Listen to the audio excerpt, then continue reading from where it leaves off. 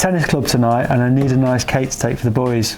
What do you fancy? Something simple, quick and easy. I've got just the job, Grandma's tea loaf. Ooh, we're all about greens. I'm Rupert. And I'm Lisa. Mixed fruit, 200 grams.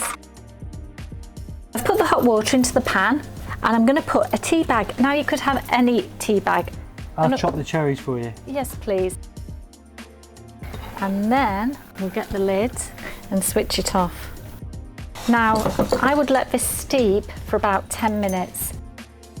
Now look at that.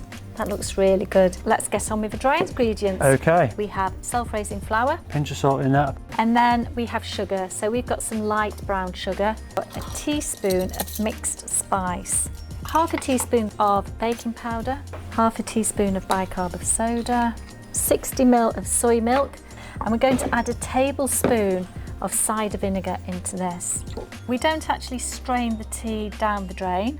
We want to keep the tea because we might need to lose some mixture a little bit afterwards anyway. Mostly going in with the fruit. Yes. And reserving the tea. Yeah. We have got the soy milk and the vinegar, which might can just go in the middle.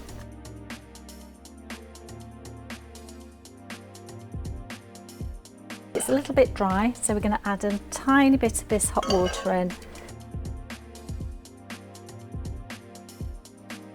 Pop it in the cake tin. Into the oven at 160. It's going to cook for about 45 minutes.